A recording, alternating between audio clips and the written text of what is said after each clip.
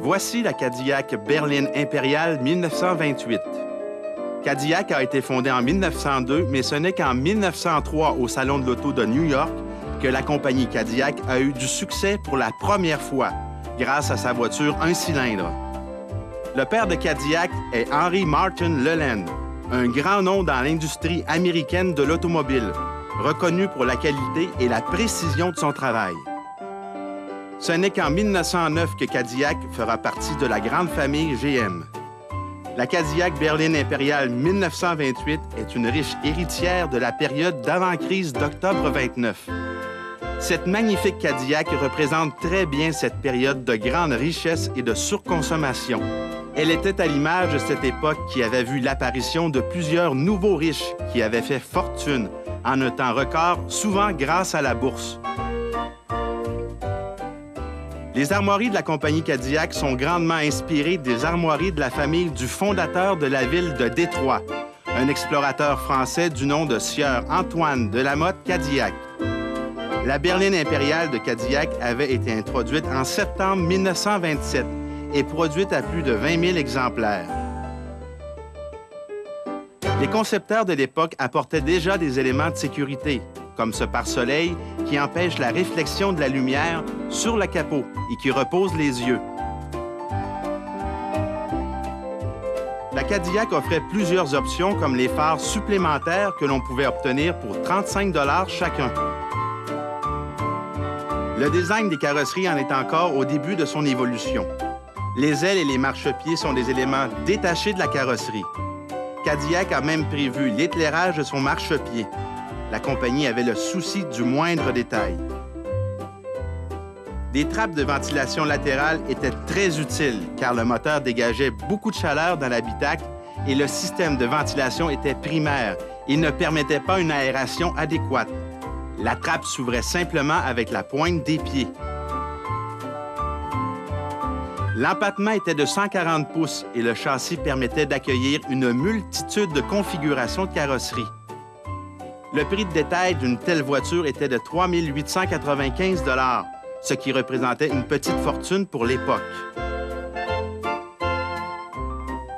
Les phares de positionnement arrière étaient complètement détachés de la carrosserie et ne servaient qu'à positionner la voiture la nuit. En 1928, il n'y avait pas encore de lien entre les freins et les lumières arrière. Au début du siècle, une crevaison était chose courante. La facilité et la rapidité pour effectuer un changement de roue étaient des avantages importants sur une automobile.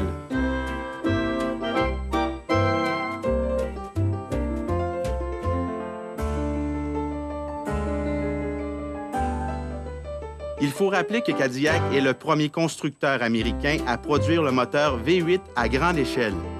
Le V8 a été introduit pour la première fois en 1914, juste avant la Première Guerre mondiale. Le moteur de notre Cadillac 1928 est un V8 à 80 degrés de 341 pouces cubes. Il développe 76 chevaux. Il est accouplé à une transmission manuelle à 3 vitesses. D'ailleurs, 1928 est l'année où Cadillac a fait l'introduction de la première transmission synchronisée.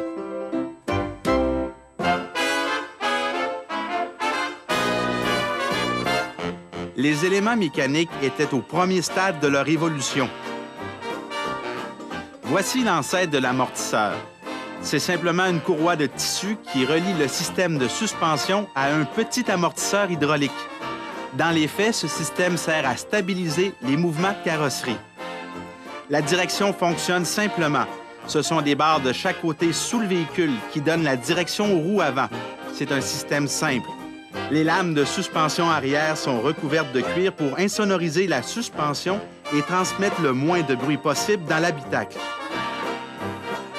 Le réservoir d'essence est placé à l'arrière et est muni d'un système qui récupère les vapeurs d'essence et les renvoie dans le réservoir. Les poignées sont fabriquées en argent et le cadre des portières est fabriqué en bois, recouvert de métal comme la plupart des véhicules de l'époque. L'ensemble des poignées et les contrôles sont faits d'argenterie et reflètent exactement la richesse de son habitacle. Regardez la qualité des tissus et les agencements de couleurs de très bon goût. On a beau chercher les défauts de finition, il n'y en a pas. C'est impeccable. Le souci du détail est tel que l'habitacle est digne du salon d'un roi. Les éléments de luxe et de confort sont omniprésents partout. Les appuis-bras latéraux, les lumières de courtoisie et de lecture, les vides-poches intégrées et finalement une courroie pour faciliter l'embarquement à l'arrière. On avait même conçu un repose-pied pour les passagers arrière. Même exploitée en 7 passagers, la voiture laisse amplement d'espace pour les jambes. Le dossier de la banquette avant et de la Cadillac berline impériale était ajustable, s'il vous plaît. Le pare-soleil était transparent et teinté. Il permettait d'éliminer les inconvénients des rayons du soleil sans nuire à la visibilité. Seul le conducteur avait droit à un essuie-glace et il ne fonctionnait pas à l'aide d'un moteur électrique, mais par vacuum. L'instrumentation est complète et comprend même une lampe de lecture. L'horloge était fabriquée en Suisse et profitait de la réputation de précision des montres suisses. L'odomètre était complet avec un totalisateur et on avait même un cadran pour valider la pression d'huile. La pédale de droite sert à actionner le démarreur, l'autre en bas sert de repose-pied et dans l'ordre, l'accélérateur, la pédale de frein et enfin la pédale d'embrayage. C'est à Cadillac que revient le mérite de l'invention du démarreur électrique que la prestigieuse compagnie a mis au point en 1910.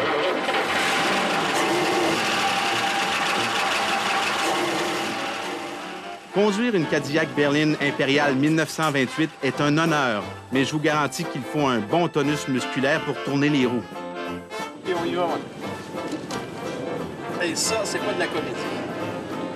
Sur la route, le V8 de 341 pouces cubes et ses 76 chevaux travaillent très fort, car la voiture pèse quand même plus de 5000 livres. C'est un freinage à tambour aux 4 roues mécaniques qui permet d'arrêter toute cette masse. La vitesse de pointe était de 50 000 à l'heure.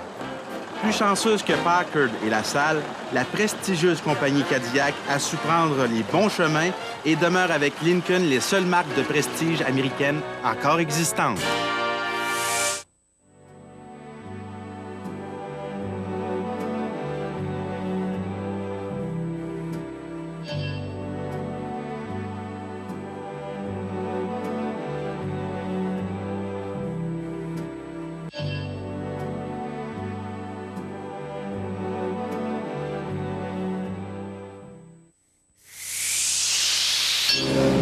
Cette semaine, je vous présente la Marmon Roosevelt coupé de porte de 1929.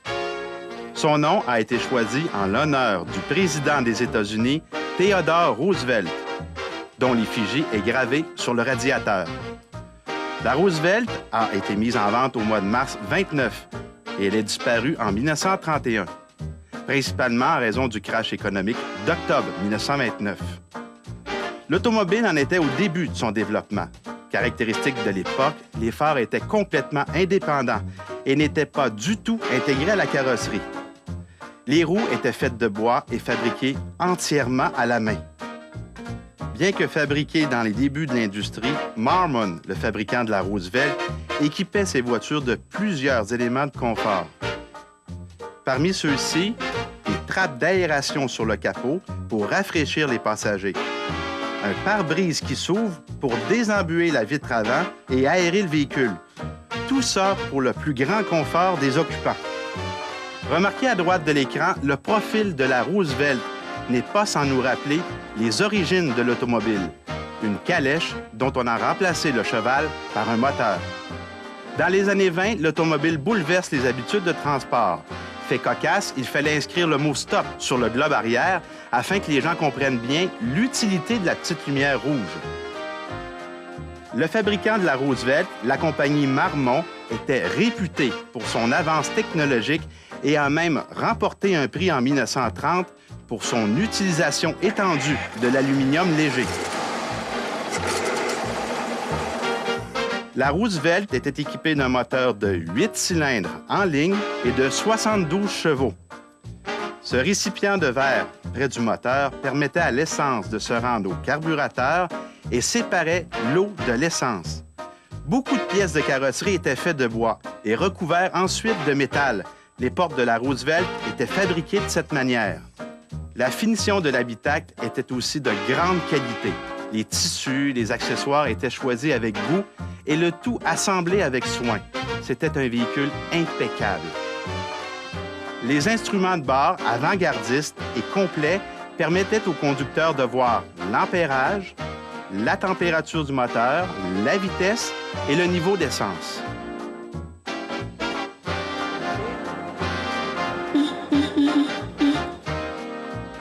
La Roosevelt possédait 2 autres places disponibles à l'arrière du véhicule. On surnommait cet emplacement la boîte à caresses, car c'est là qu'on installait nos tourtereaux. Le démarrage du véhicule n'avait rien de comparable à aujourd'hui. Comme tous les véhicules de l'époque, le système électrique fonctionnait sur du 6 volts. Mais pour actionner le démarreur, il fallait tirer sur le bouton du klaxon. La Marmon Motor Car a lancé la Roosevelt en mettant l'emphase sur le moteur 8 cylindres, le moins dispendieux. On pouvait lire dans la publicité de l'époque le premier 8 au monde pour moins de 1000 $. Au volant, le coupé est aussi agréable à conduire qu'à regarder. La position de conduite est haute et permet de bien voir la route. La direction est précise pour l'époque et le véhicule est facile à conduire et ne demande pas d'efforts surhumains pour tourner les coins de rue. La direction et la suspension, malgré la technologie primitive, font bien le travail. Pendant toute ma balade, j'ai été agréablement surpris du confort. On a l'impression de vivre dans un autre monde et que le temps ralentit. On peut lire sur tous les visages un sentiment de liberté.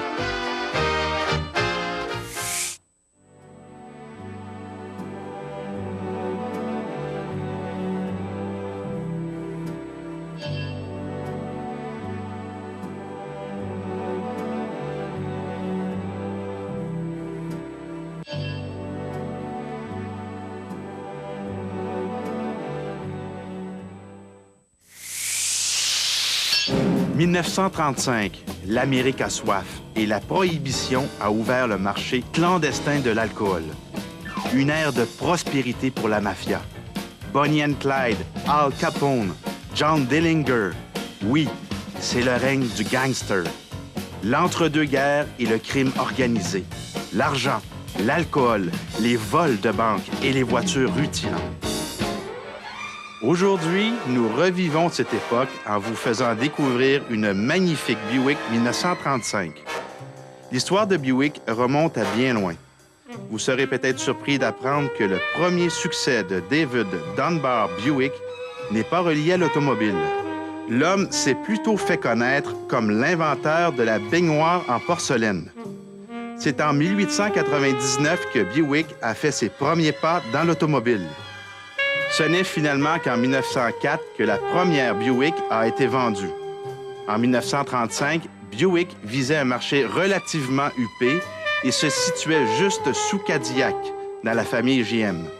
La Buick 1935 avait des marchepieds complètement indépendants de la carrosserie et très larges, à la grande satisfaction des mafiosi, qui pouvaient s'y installer avec leurs mitraillettes. Les carrosseries étaient semblables d'un fabricant américain à l'autre, et les éléments comme les phares arrière n'étaient pas du tout intégrés à la carrosserie. On pouvait distinguer clairement l'origine du coffre arrière, soit une simple malle de voyage qui s'est intégrée graduellement aux carrosseries avec les années. Faute de moyens techniques pour fabriquer une toiture rigide en métal, le centre du toit était fait de bois recouvert. La Buick 1935 pesait 3900 livres et GM avait choisi le 8 cylindres en ligne, très populaire à l'époque. Le moteur développait 96 chevaux. Le contenant en métal noir était le filtre à l'huile. Ce dernier faisait partie des options à l'époque. Lorsqu'il était sale, il suffisait de le démonter et de le nettoyer. Comme toute l'industrie de l'époque, le système électrique était du 6 volts. La rénovation de la Buick a été exécutée par M. Robert Lavoie, un spécialiste en restauration de voitures antiques. M. Guérette, le fondateur du musée du domaine de Pointe-Gamouk, a exigé que la restauration de la Buick respecte en tout point les caractéristiques et matériaux d'origine. Le cadre des portes était encore en 1935 fait de bois et recouvert de métal. Regardez le souci du détail avec la finition des portières. Avec cette conception des portières, il est normal que la vitre ne puisse pas être coulissante. Le plancher de la Buick est entièrement fait de bois.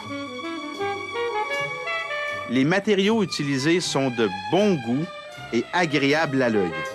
L'habitacle est tout simplement envoûtant. Lorsque l'on prend place à l'arrière, tous les éléments de confort sont présents. La barre sur le dossier du siège pour nous aider à prendre place et des appuis-bras de chaque côté. Buick a conçu un repose-pied pour rendre la voiture encore plus confortable. Le tableau de bord est classique et esthétique.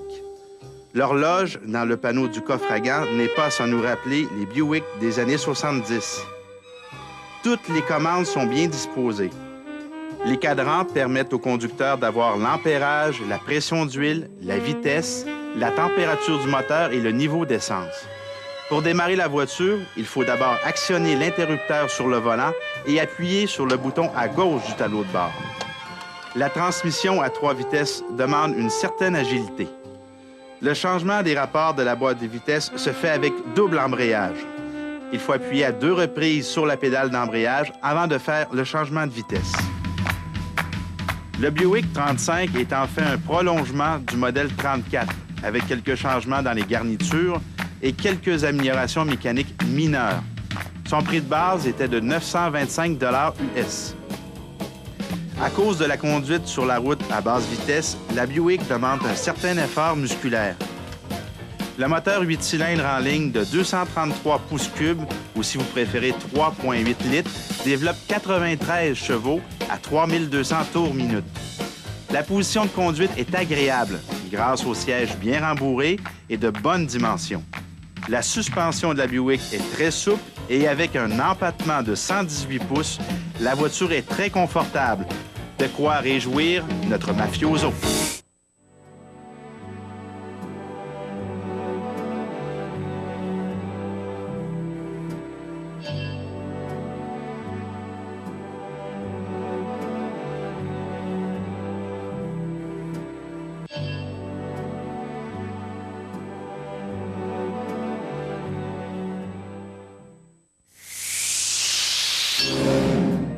1949, c'est l'après-guerre et le grand boom économique. Nous nous retrouvons dans une période de surconsommation. C'est peut-être ce qui justifie l'existence d'une voiture aussi luxueuse que la Jaguar Saloon 1949. D'ailleurs, après la Deuxième Guerre mondiale, la compagnie anglaise SS Limited, qui fabriquait des berlines et des voitures sport, a changé de nom pour devenir la Jaguar Cars Limited, l'ancien nom ayant une connotation trop nazie. Alors que les voitures américaines étaient grosses, confortables et peu performantes, Jaguar, avec la Saloon 49, avait une stratégie complètement inverse, avec des voitures plus petites, plus puissantes et plaisantes à conduire. L'omniprésence du chrome à l'avant du véhicule et la beauté du radiateur lui donnent une apparence de grande classe. En faisant le tour de la voiture, on peut remarquer les phares qui commencent à s'intégrer.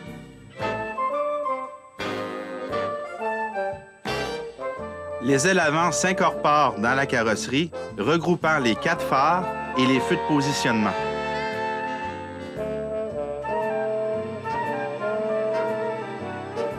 Les miroirs étaient installés sur les ailes avant. L'avantage, c'est qu'il n'y a plus d'angle mort, mais l'inconvénient, c'est qu'il faut sortir de l'auto à chaque fois pour les ajuster. Dans mon cas, il a fallu sortir à 5 reprises. Remarquez la porte qui s'ouvre à l'envers, ce qui n'est pas un atout pour l'accessibilité. Les marchepieds s'intègrent graduellement à la carrosserie. L'aile se fond dans le marchepied et qui est de plus en plus étroit par rapport aux voitures des années 30. Les courbes latérales arrière sont typiques aux voitures anglaises. La ligne descendante de l'arrière de la carrosserie n'est pas sans nous rappeler les Rolls-Royce du temps. Les roues arrière étaient complètement cachées, élément que l'on retrouvait sur les voitures de luxe. La petite serrure sert à enlever le cache-roue pour éventuellement changer le pneu. On vous a parlé du caractère luxueux de cette Jaguar. En voici un autre exemple flagrant. Admirez la finition de la valise arrière, mais le plus extraordinaire est le coffre à outils. Entièrement recouvert de feutre, il comporte un espace pour chaque outil. Un coffre de grand luxe à l'image de la voiture. Il n'y a pas une voiture moderne qui en offre autant.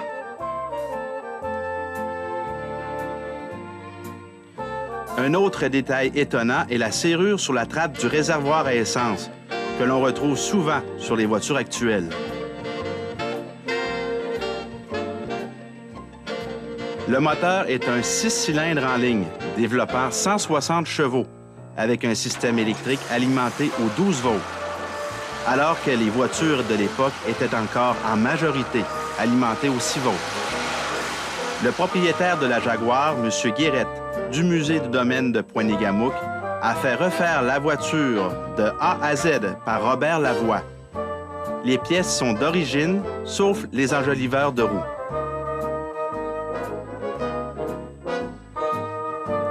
L'intérieur est celui d'une voiture de grand luxe. Il n'y a aucun doute là-dessus. La finition soignée, les ornements en boiserie et le rangement à l'intérieur des portes en témoignent. Les sièges sont d'une qualité exceptionnelle qu'on ne retrouve pas toujours dans les voitures d'aujourd'hui. Ils sont moulants et ils ont des supports latéraux. Une petite manivelle sert à ajuster le siège en hauteur pour une position plus ergonomique. À l'arrière se trouve un accoudoir central et des accoudoirs latéraux, intégrés au siège pour plus de confort. On ne retrouve même pas cet élément de luxe dans les voitures des années 2000. En prenant place dans l'habitacle, ce que l'on remarque le plus, c'est le tableau de bord tout en boiserie.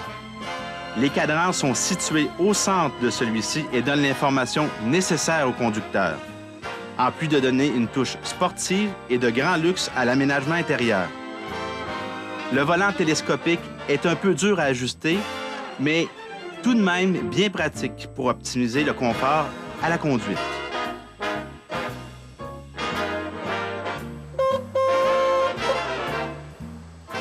La Jaguar était même équipée d'un toit ouvrant coulissant comme aujourd'hui. Alors ceux qui croyaient que l'invention du toit ouvrant coulissant était une invention récente doivent être surpris d'apprendre que le système tel qu'on le connaît existait en 1949. Le démarrage se fait à l'aide d'une clé et un bouton actionne le démarreur de la voiture. Remarquez aussi le pédalier qui se pousse par le haut, un peu comme les anciennes coccinelles de Volkswagen. La Jaguar Saloon 49 a un comportement routier très intéressant. La direction n'est pas assistée et demeure tout de même souple et facile à manier. Beaucoup plus que les voitures américaines de l'époque.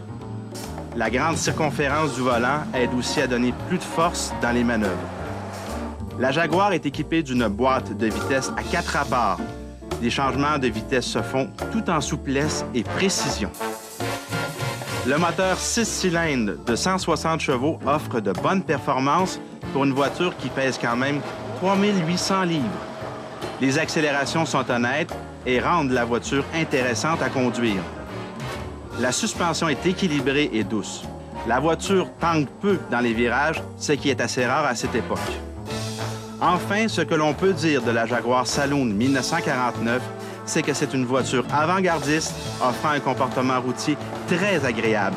C'est une belle voiture sport de très grand luxe.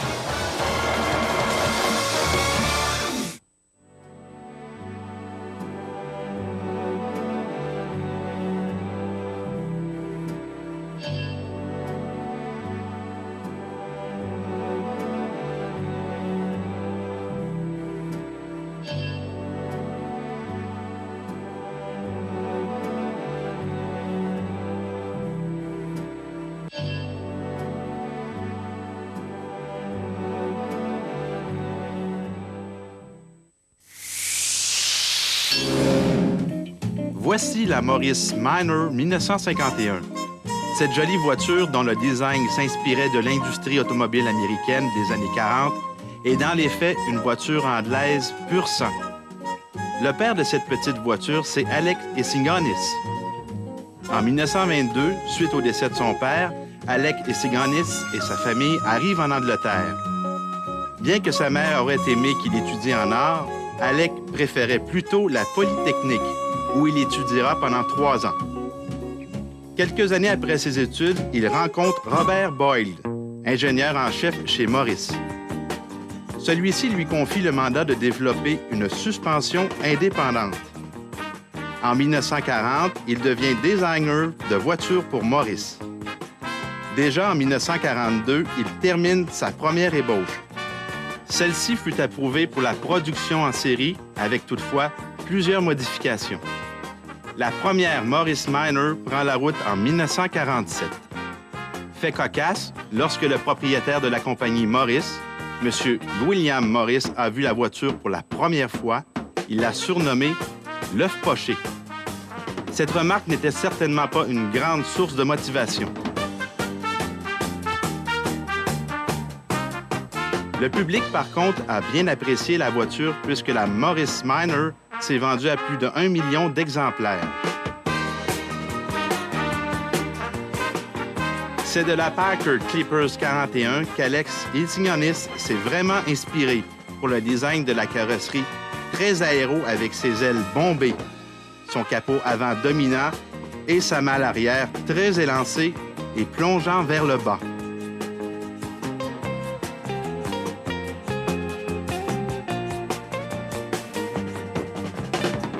Le moteur de la Morris Minor était la seule composante qui datait de l'avant-guerre. Bien avant, ce moteur équipait la Morris 8. C'était un 4 cylindres de 0,9 litres qui développait 27,5 chevaux à 4400 tours minute et 39 livres-pieds à 2400 tours minute. Le filtre à air à base d'huile était éternel. Il fallait simplement le nettoyer à des intervalles réguliers. Le système électrique de 12 volts était monté de série sur la Morris. De plus, la voiture possédait une technologie de pointe, car son châssis n'était pas à échelle, mais plutôt de type monocoque, comme la plupart des voitures modernes. Le cabriolet s'ouvre manuellement, mais le mécanisme est très simple et l'opération à 2 personnes s'effectue rapidement. Les glaces arrière s'enlèvent complètement et il est possible de les entreposer dans la malle arrière. D'ailleurs, la surface du coffre est de bonne dimension compte tenu de la grosseur de la voiture. L'espace arrière est généreux pour un cabriolet de si petite dimension. Et il y a de l'espace à l'avant pour 2 adultes de taille moyenne. Le démarrage de la voiture se fait en 2 étapes. Premièrement, on tourne la clé pour mettre le contact et ensuite, on tire sur un câble qui actionne le démarreur. Les clignotants sont un autre élément des paysans. En tournant le contrôle, le système envoie une pression d'air qui remonte une ailette sur le côté de la carrosserie pour indiquer la direction que vous allez prendre. L'accessibilité arrière est très facile. Le siège se rabat en 2 étapes et procure plus d'espace pour prendre place à l'arrière.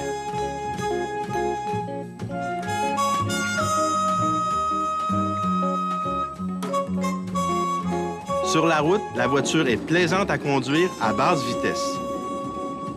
Une simple accélération sur une route demande un grand effort à son petit 4 cylindres de 0,9 litres et ses 27,5 chevaux. Dans les faits, la voiture prend environ 30 secondes pour atteindre les 50 000 à l'heure. La vitesse maximale de la Morris Minor est de 60 000 à l'heure. L'avantage est qu'il est impossible d'excéder les limites permises. La voiture était économique sur la route avec un 40 000 au gallon. La carrière de la petite Anglaise devait se terminer en 1971. Il s'est fabriqué au total environ 1 300 000 Morris Minor en 23 ans de production.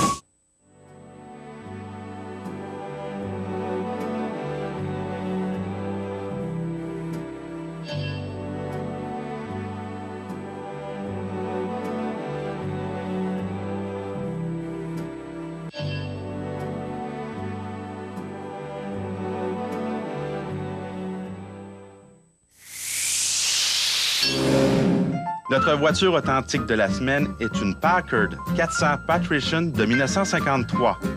Cette berline fut un véritable porte-étendard de la voiture de luxe américaine de l'époque. Le fondateur de la compagnie, M. James W. Packard, a commencé à fabriquer des voitures parce qu'il était insatisfait de l'achat de sa première automobile, une Winton.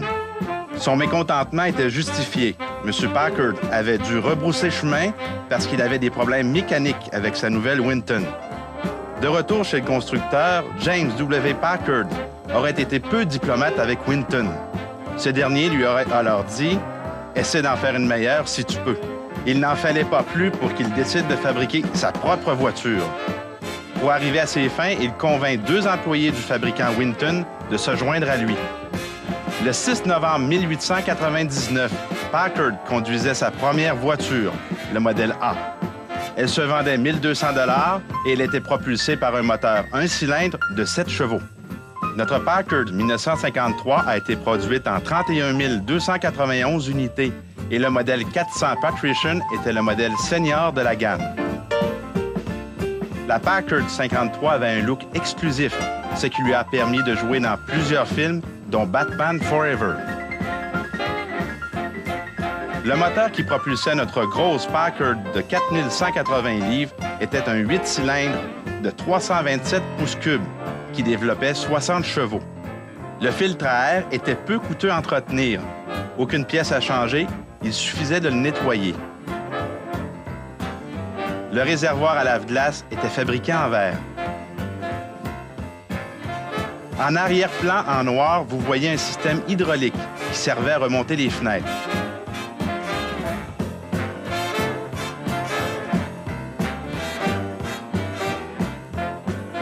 La malle arrière était bien conçue.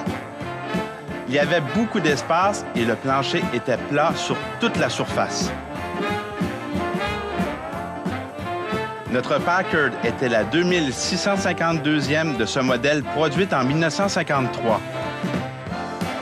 Les vitres remontaient très rapidement, surtout en été. Le système devait être beaucoup plus lent, moins 30.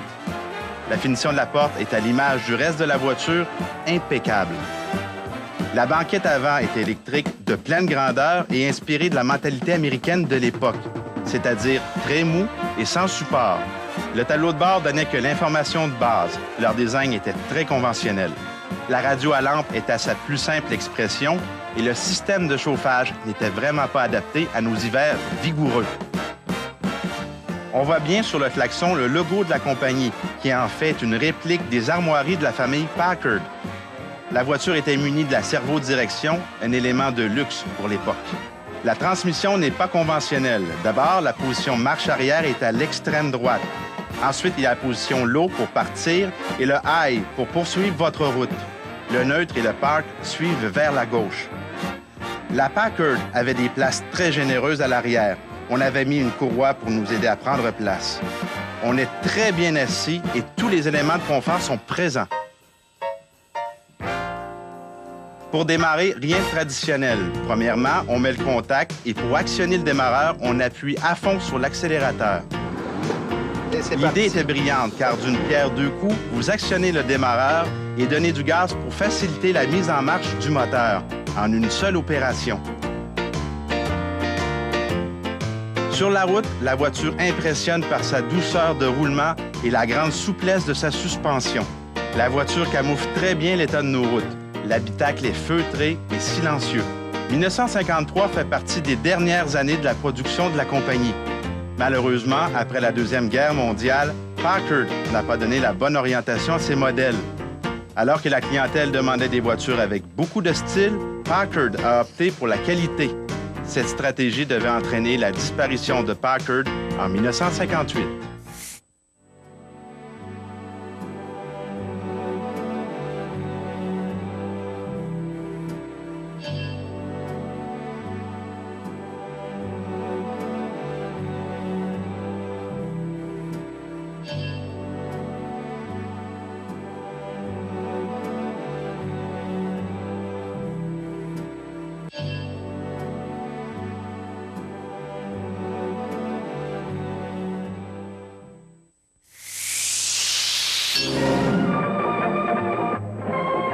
Presenting Thunderbird 1962.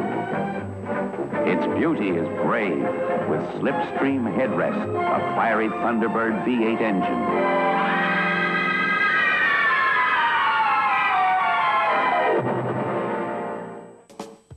L'idée du géant américain Ford de fabriquer une voiture biplace remonte à 1950.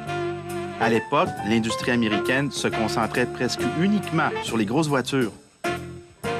Ford voulait innover avec un petit Roadster pour faire concurrence aux Anglais, qui dominaient le marché avec la MG et la Triumph. La compagnie voulait, par contre, produire des véhicules plus puissants et plus confortables. Grande surprise pour Ford, GM agit plus rapidement et lance la Corvette en 1953. Mais les plans de la conception du futur Roadster de Ford sont presque prêts. Cette drôle de situation accélère la sortie de la voiture sport 2 places. Le 7 septembre 1954, la Thunderbird voyait le jour. La voiture obtient la faveur du public, mais cet engouement ne se reflète pas sur les ventes, qui sont plus qu'ordinaires. Dans les faits, la Thunderbird ne se vend qu'à 16 000 exemplaires en 1955. Avec ces faibles résultats, l'avenir de la Thunderbird était remis en cause. Grâce à l'intervention personnelle du président de Ford, qui croyait beaucoup au potentiel d'une nouvelle Thunderbird à 4 places. Le président avait vu juste et les ventes ont bondi de 16 000 à 91 000. Avec le nouveau modèle lancé en 1961, Ford a mis au point une nouvelle panoplie de moteurs. La T-Bird, dont j'ai fait l'essai, était équipée du moteur V8 de 390 pouces-cubes de 300 chevaux. Elle était aussi disponible en option avec le 390 à 4 barils et 375 chevaux vapeur. Mais enfin, en 1962, le moteur le plus puissant sur la Thunderbird était un moteur équipé de 3 carburateurs de 2 barils et développait 401 chevaux à 6000 tours. La Thunderbird était bien équipée pour l'époque et possédait beaucoup d'éléments de luxe. Le volant pivotait de gauche à droite pour faciliter l'embarquement. L'aménagement intérieur était innovateur et agréable pour l'œil. On savait jouer avec les couleurs et on ne craignait pas d'oser en design. Les cadrans sont simples et donnent au conducteur l'information de base, sans plus. L'habitacle est confortable et fonctionnel, même si les concepteurs accordaient très peu d'importance à l'ergonomie. La T-Bird est efficace et équipée de tous les éléments de luxe que l'on connaît. Elle a l'avantage de se transformer en véritable 4 places au besoin. L'ouverture du cabriolet est très impressionnante. Il est entièrement automatisé par un ensemble de mécanismes, d'articulation, de moteurs électriques et de systèmes hydrauliques complexes.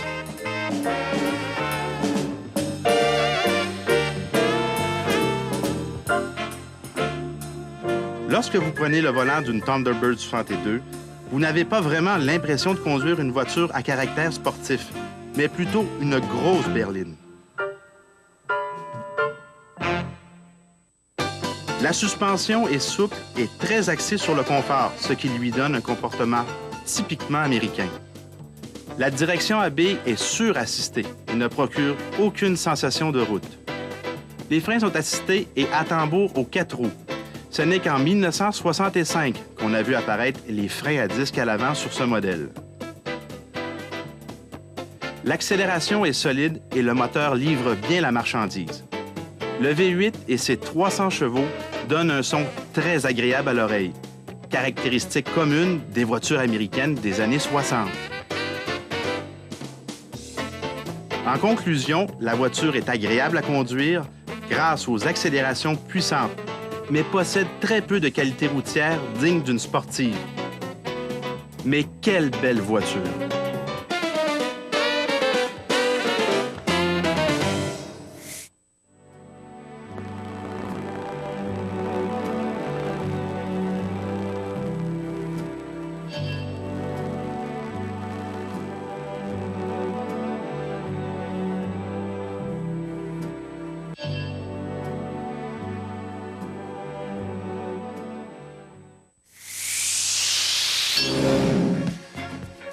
Aujourd'hui, nous vous présentons une vedette du cinéma américain, la DeLorean, qui avait tenu le premier rôle dans le film Back to the Future. John DeLorean a d'abord complété sa maîtrise en génie automobile au Chrysler Institute en 1952. Après ses études, il travaille chez Packard et GM. Il est d'ailleurs le père de la Pontiac GTO. En 1973, il quitte GM qui le payait 600 000 $ par an. Il voulait fabriquer ses propres voitures selon ses critères de fiabilité, de sécurité et de durabilité. Il part alors à la recherche de personnes ressources et d'investisseurs. Finalement, c'est au Royaume-Uni qu'on lui offre les meilleures subventions et les meilleures conditions. Il construit alors son usine dans le nord de l'Irlande. John Z. DeLorean fait appel à Lotus pour la mécanique et la suspension, alors que la compagnie Ital Design s'est concentrée sur le design de la carrosserie. Enfin, en 1981, les 500 premières voitures de pré-production voient le jour et servent à faire une série de tests. En entrant dans l'habitacle, on remarque l'excellent design des sièges. Ils étaient fabriqués de cuir anglais et réputés pour être d'excellente qualité. Sur la DeLorean, tous les équipements sont standards. L'acheteur avait deux choix, la couleur de l'intérieur, noir ou gris, et la transmission automatique ou manuelle. Tout le reste, les 4 freins à disque, l'air climatisé, les vitres et serrures électriques, le volant ajustable, tout était standard sur le véhicule. M. DeLorean était avant-gardiste. Il avait prévu un tableau de bord digital et un coussin gonflable dans le volant en 1980. Pour des questions de coût, il dut abandonner son idée. La DeLorean était propulsée par un V6 de 2,8 litres de 135 chevaux. Le moteur était conçu par Peugeot, Renault et Volvo. Le bloc et les têtes étaient faits d'aluminium. Selon la compagnie DeLorean, la voiture pouvait atteindre les 60 000 à l'heure en 9 secondes. Même si les performances étaient honnêtes, elles ne correspondaient pas au caractère ultra sportif et moderne du véhicule. Pour régler cette lacune, M. DeLorean a fait rajouter sur le même moteur 2 turbos. Elle devenait ainsi une des voitures de production les plus rapides sur le marché, avec un 0,60 000 à l'heure en 4,7 secondes. Malheureusement, une seule voiture biturbo est sortie de l'usine. Afin de bien supporter le poids du moteur et améliorer l'adhérence du véhicule, la DeLorean était chaussée sur des pneus de 15 pouces à l'arrière et de 14 pouces à l'avant. À l'origine, la DeLorean devait se vendre 12 000 $ sur le marché américain. Mais avec l'accumulation des problèmes, des grèves et l'augmentation du prix des matériaux, le développement a pris beaucoup plus de temps que prévu. Enfin, la voiture qui devait se vendre 12 000 US a finalement vu son prix plus que doubler pour se vendre à 29 825 $. Les portes s'ouvrent grâce à 2 systèmes complémentaires. Lorsqu'on ouvre la porte, c'est la barre de torsion qui la fait soulever jusqu'à un certain point et après, un amortisseur prend la relève et la retient. Cette configuration s'appelle porte en aile de mouette. La voiture était très basse. Elle donne l'impression d'avoir un habitacle restreint. Or, John DeLorean était un homme qui mesurait 6 pieds et 5 pouces. Il était donc important pour lui de concevoir un habitacle où il pouvait s'installer confortablement. Son design permettait une position ergonomique pour des personnes de toute taille. La carrosserie était faite entièrement d'acier inoxydable pour sa durabilité. Nous voici bien installés et prêts à faire un voyage dans le temps. Nous retournons en 1982 pour bien comprendre ce qui s'est vraiment passé dans l'affaire DeLorean.